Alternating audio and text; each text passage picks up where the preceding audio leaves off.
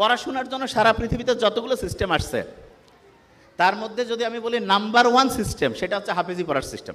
কিভাবে সেটা বলি। যে কোনো শিক্ষার্থী যে কোনো সময় সেরা স্টুডেন্ট হইতে পারে, জাস্ট একটা ফর্মুলা লাগবে, একটা ফর্মুলা। সেই ফর্মুলাটা কি? ধরা যাক সে আজকে থেকে পড়া শুরু করছে, আজকে থেকে সে পড়ছে। এখন যা পড়বে জাস্ট 1 ঘন্টা পরে কিন্তু 56% জিনিস সে ভুলে যাবে, একদিন পরে 70% ভুলে যাবে, 1 সপ্তাহ পরে 80% ভুলে যাবে। তার মানে আমরা যা কিছু পড়ি, যা কিছু শুনি, 80% জিনিস 7 দিন পরে নাই। অথচ কোরআন শরীফ যারা পড়ে তারা দেখা যায় যে গোটাল কোরআনের 30টা পারা একদম A to Z মুখস্থ না। তারা কিভাবে খেয়াল রাখে?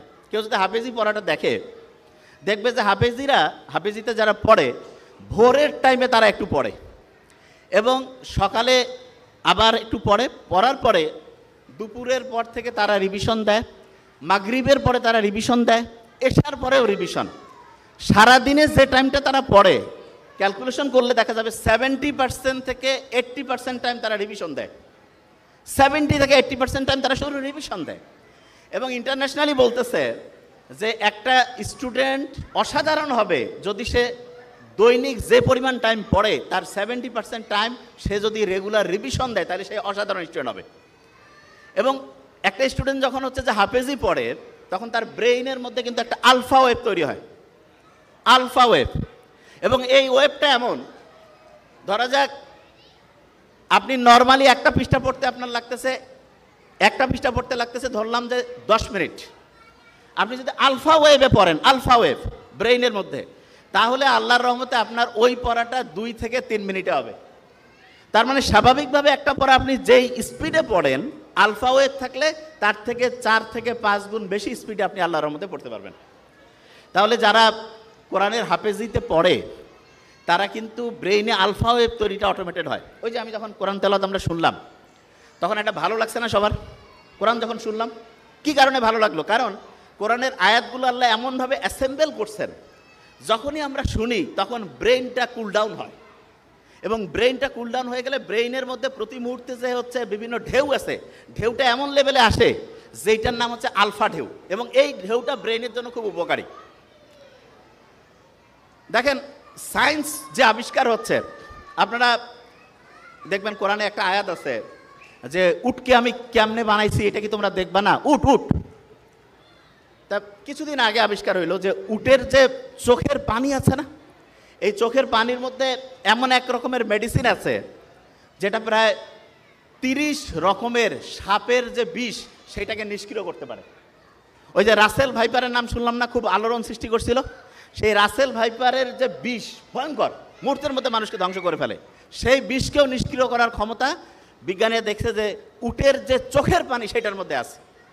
আল্লাহ যে বলছে যে উটকে আমি কিভাবে বানিয়েছি সেটা কি তোমরা দেখবা না? কি অসাধারণ আল্লাহর কথাগুলো এখন বিজ্ঞানীরা দেখতেছে। যা কিছু বলে গেছে প্রত্যেকটায় সায়েন্সের সর্বোচ্চ লেভেলে। দেখেন একটা জিনিস বলি, মৌমাছি নিয়ে একটা সূরা আছে না কোরআন শরীফে? খাঁটি মধু কারা কারা খান? একটু হাত উঁচু করেন তো। প্রত্যেকে খাবেন, খুব উপকারী খাঁটি মধু। আচ্ছা, একটা ইন্টারেস্টিং জিনিস বলি, মধুর যে মৌচাক আছে না, মৌচাকে কিন্তু সিকিউরিটি গার্ড অফিসার আছে। যে ভাই আপনি কি করেন, এটা কি ক্যান্টনমেন্ট? হ্যাঁ, ক্যান্টনমেন্টের মতো। অনেকে বিভিন্ন কোম্পানির নাম নিতে চাই না, কয় যে পরিশোধিত মধু। পরিশোধিত মধু, বাপ মার ভালোবাসা যদি কয় পরিশোধিত ভালোবাসা, এটা কি হবে? ওইটা তো 100% অরিজিনাল, কিসের আর পরিশোধন করবে? তা মৌচাকের মধ্যে সিকিউরিটি গার্ড অফিসার থাকে। একটা মৌমাছি যখন আসার পরে তাকে চেক করে, এই যে এয়ারপোর্টে ঢুকলে যেমন মেটাল ডিটেক্টর দিয়ে চেক করে না, এরকম প্রত্যেকটা মৌমাছিকে আলাদা আলাদা করে চেক করে। চেক করার পরে যদি দেখে তার মধ্যে কোনো জার্ম আছে, কোনো জীবাণু আছে, তাহলে তাকে আসসালামু আলাইকুম বলে বিদায় করে দেয়, ঢুকতে পারবে না। সে আবার নিজে পরিষ্কার হয়ে আবার এসে চেক করে, যদি দেখে যে অপরিষ্কার আছে আবার ফিরায় দেয়। তৃতীয়বার আবার আসছে, আবার যদি দেখে অপরিষ্কার তাকে মেরে ফেলে। মারাত্মক। তার মানে এমন একটা সিকিউরিটি সিস্টেম মৌচাকের সিকিউরিটি অফিসাররা করছে, প্রত্যেক ফোঁটা মধু 100% অথেন্টিক পিওর। এবং আল্লাহ যে মধুর কথা বলছে, মধুর যে টেম্পারেচার নিয়ন্ত্রণের জন্য একটা স্পেশাল সিস্টেম আল্লাহ দিয়ে রাখছেন। আমাদের শরীরের জন্য 35-40 ডিগ্রি তাপমাত্রা খুব ভালো, 35-40 খুব ভালো। ঠিক তেমনি করে মধুটা তৈরি হইতে গেলে মৌচাকের মধ্যে 35 থেকে 40 ডিগ্রির টেম্পারেচার লাগে। এখন আপনার মাথায় একটা প্রশ্ন আসতে পারে, যে গরমের সময় ধরা যাক যে সাহারা মরুভূমি, ওইখানেও মৌচাকের মধ্যে মধু হয়, তো ওইখানে তো টেম্পারেচার 50, ওইখানে 35-40 আসবে কি করে? আবার সাইবেরিয়ার মধ্যে ওইখানেও মধু হয়, সেইখানে দেখা যাচ্ছে যে 0 ডিগ্রি 20 ডিগ্রি, ওইখানে মধু হবে কিভাবে? শুনলে অবাক হবেন, মৌচাকের মধ্যে যে মৌমাছি আছে সেই মৌমাছির মধ্যে এয়ার কন্ডিশন মেশিন আছে। কীরকম? ওদের যে ডানা আছে না, ডানার মধ্যে 2 রকম প্যাটার্ন আছে। একটা ডানা হচ্ছে উপর থেকে নিচে ঘুরে, আর একটা নিচ থেকে উপরে ঘুরে। ওই যে ফ্যান যেমন আছে না, ফ্যান উপর নিচ করলে দেখবেন আপনি, এটা এক্সাম্পল হচ্ছে কিছু এয়ার কুলিং মেশিন আছে, গরমও দেয় ঠান্ডাও দেয়, হিটও করে, এয়ার কন্ডিশনিং। ঠিক তেমনি করে ওই মৌমাছির পাখাগুলো যখন ডান পাশে ঘুরতে থাকে তখন টেম্পারেচার আস্তে আস্তে আস্তে বাড়তে থাকে। মৌমাছির পাখাগুলো যখন বাম পাশে উল্টা দিকে ঘুরতেছে, ফ্যানের উল্টা দিকে, তখন দেখা যাচ্ছে আস্তে আস্তে তাপমাত্রা কমতেছে। এবং এরা এত সায়েন্টিফিক, যখনই টেম্পারেচার 35-40 এসে গেল তখন ঘোরাঘুরি বন্ধ করে দিল। মৌমাছির মধ্যে যেই বুদ্ধি আল্লাহ দিছে, মানুষ যদি মৌমাছি নিয়ে গবেষণা করে তাহলে দেখবে যে আল্লাহ উপর থেকে প্রত্যেকটা জিনিস মানুষের প্রয়োজন অনুযায়ী ডিজাইন করছে, প্রয়োজন অনুযায়ী। দেখেন, আপনারা আবু লাহাবের নাম শুনছেন না? আবু লাহাব সম্বন্ধে কিন্তু কোরআনে আল্লাহ বলেই দিয়েছে একদম স্পষ্ট করে যে সে জাহান্নামে যাবে।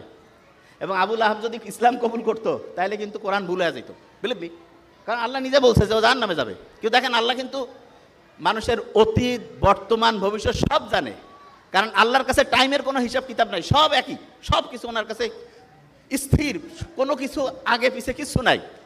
এবং উনি বলে দিয়েছে আবু লাহাব হচ্ছে যে আগুনে পুড়বে, তার স্ত্রী গলার মধ্যে রশি লেগে হচ্ছে মরবে, এবং দুইটাই প্রমাণিত হয়েছে, দুইটাই। আবু লাহাব ইসলাম কবুলও করলো না, সে যদি খালি কবুল করতো আলাদা হয়ে যেত ইতিহাস। এসে বলতে পারতো যে আল্লাহ, আমি ইসলাম কবুল করলাম, তোমার কোরআন তো মিথ্যা হয়ে গেল, কারণ কোরআনে তো বলেই দিয়েছে যে আবু লাহাব অনেক কয়েক বছর বেঁচে ছিল যখন এই কোরআনের আয়াত নাজিল হয়েছে, কিন্তু তারপরে উনি কিন্তু ইসলাম কবুল করতে পারে নাই।